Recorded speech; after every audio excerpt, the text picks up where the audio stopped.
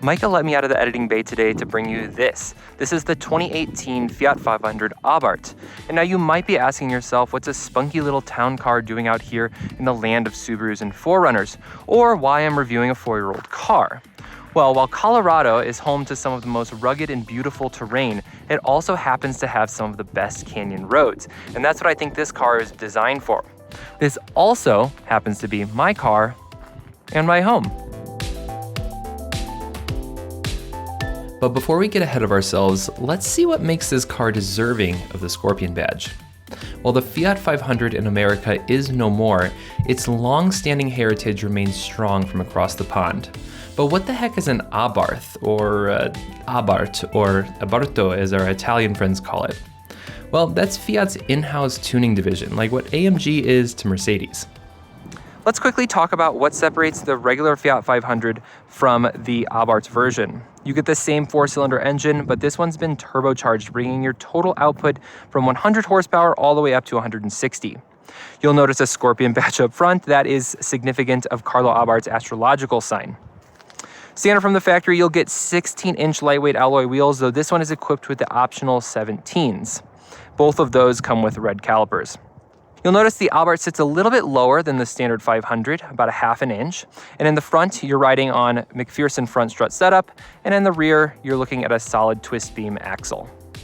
Continuing in the looks department, you get a more aggressive front fascia with functional venting for the 2 intercoolers, lower rockers on the sides, a diffuser in the rear sporting dual exhausts, and a spoiler all standard. Optional extras include a power sunroof, this Perla tri-coat paint, black housed headlights and taillights, the previously mentioned 17-inch forged alloy wheels that come equipped with P0 Nero 3-season tires, and an appearance package which includes the contrasting gray roof, mirror caps, and stripe. Stepping inside real quick, Fiat did a lot of things right in here. There's a 2-tone paint-matched dash piece. This would match whatever your exterior color is. That it just really breaks up the interior, I think gives it a really nice flair. The circular theme is carried throughout the cabin, really giving you a lot of character. I think that for a base price of just over $20,000, they did a lot in here. I think they did a really nice job. You get a nice digital gauge cluster. This gives you all the information you could possibly need, including, your trip information, tire pressures, and my favorite is the sport accelerometer, which shows you just how hard you're throwing your little car through corners. You get a very nice steering wheel with a flat bottom. It's quite chunky though, so just keep that in mind if you have small hands. This might be a little bit large. I say that, and I understand this is a very small car, but it is quite a chunky steering wheel even for a normal size car. Over here you'll notice these optional leather seats with some red stitching. Pretty tasteful, not too overdone. Bolstering could definitely be a bit better. These have a hard time holding you in place when you're going around turns. Build quality is all right. Elements of the car feel better than others. You'll notice a bit of creaky plastics, some kind of mismatched materials, but overall, it feels like it's not going to fall apart. It's just maybe not very luxurious. Some scratchy plastics here and here. The door card is probably where you'll notice it the most. It's basically one giant piece of plastic, and these door handles feel like they're Fisher-Price toy. One thing quick to note is that the stock infotainment system lacks any real modern smartphone connectivity. It has Bluetooth audio, but it lacks a CarPlay or Android Auto. So this one has been swapped out for an aftermarket radio to bring the tech up to date. But just note that if you get this car, that won't be what you will be getting.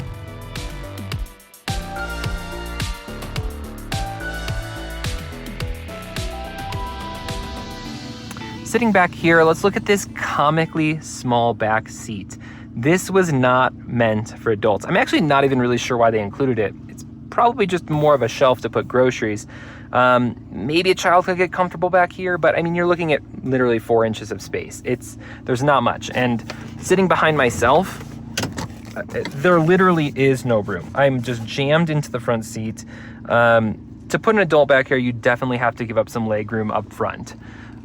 With that being said, you do get the same red stitching back here. You do get some little headrests. My head basically just touches the ceiling. And hey, you get cup holders, so like there's that. I'll quickly note that I've had 4 adults in this car before and none of us were happy. Rear trunk space is tiny, as to be expected, but the real problem here lies with the slope of the back hatch. Anything with any height will get caught up at the top of the cargo area. With that said, folding the seats down can give ample space for a weekend camping trip. Getting this thing out on the road, the first thing you'll notice is the exhaust. It's infectious. Straight piped from the factory, it gives you the sense you're driving something with a lot more power.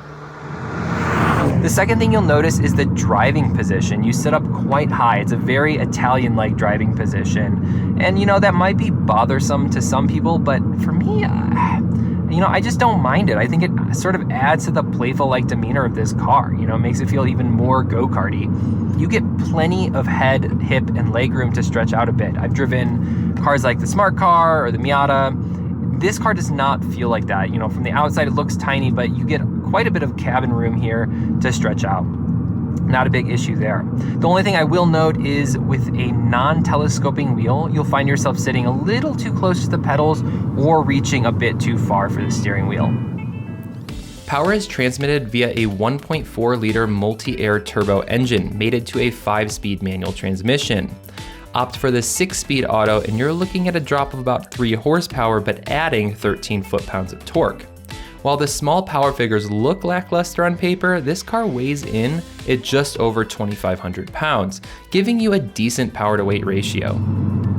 So I brought you to Golden, Colorado to show you what I think this car was designed for, back roads. And as a part of your startup procedure, you'll be hitting this sport button every single time. That'll unleash all 160 horsepower. It will also tighten your throttle response. It will stiffen your steering and adjust your shift schedule on the auto. There is no fooling anybody. This car will not put down the best lap times, but what it will do is take you through tight, twisty roads like this with a smile the entire time. Power comes in strong in the mid-range, but you'll have to give it some time to get there. Turbo lag is very exaggerated, even off-putting to some. I will note that here in Colorado, at a mile above sea level, this lag is accentuated even more. Miss a downshift and you'll find yourself getting a little bogged down in the lower RPMs, but keep in the power band and you'll be rewarded with plenty of boost. You'll notice some on-center play in the steering, but on roads like this, it generally feels pretty confident. Where you'll lose some of that confidence is at higher speeds when the short wheelbase becomes more apparent. That being said, turn-in feels strong, and even though the body rolls a bit, this car tends to feel like it can pull itself out of just about any turn without too much drama. Hit the brakes a bit too hard though, and you'll notice the back end gets a little squirrely, so definitely brake early. Speaking of brakes, this car's low curb weight allows you to brake heavy and hard, but you'll find that the real bite is lower in the pedal. Fiat just wants you to work for it. Now let's address the elephant in the room. This is the auto, and before the comments section explodes, let me explain that this was a daily driver in bumper-to-bumper traffic in Chicago for 3 years before I made my way out to the mountains. Out here in the back roads, the manual would definitely be the way to go, but here we are. With that out of the way, I will note that the auto is pretty solid. Shifts are a little slow, but the programming is on point. Heavy braking leads to preemptive downshifts, and hug a tight corner and your trusty computer co-pilot will hold gears for you to accelerate out of a turn. In addition, the manual mode here works well. Holding gears for as long as you want, the Abarth will bounce off the rev limiter before nannying. All this talk of drivetrain has me thinking, being so small this car must get great gas mileage, right? Well, not really. With the auto, you're looking at 24 city and 32 highway. And I can tell you from experience that you'll struggle to get 32 if you're doing anything over 65 on the highway. Throw in a headwind, and that becomes even more apparent. Unfortunately, our ideology of what a car should be here in the US doesn't leave much room for a small runabout car like the Fiat 500. Thus, production unfortunately stopped in 2019. With that being said, if you march to the beat of your own drum and you want a Fiat 500, check the link in the description to see how much you can get one for in the used market. You might be surprised about how affordable these things are. When talking about a vehicle of this size, naturally safety comes to mind. This car is old school when it comes to driver safety features. You'll get a standard 7 airbags including a front, side, curtain, and knee airbag. However, there is no driver assistance tech here, so remember to keep your eyes on the road like they did in the olden days. Ugh, boring. So you may be asking yourself, with all of the shortcomings, why do I own one of these cars? Well, this car is a constant reminder that sometimes more performance doesn't exclusively mean more fun. This car is an absolute riot, and for the price, I think you'd be hard-pressed to find a car that brings as many smiles per mile.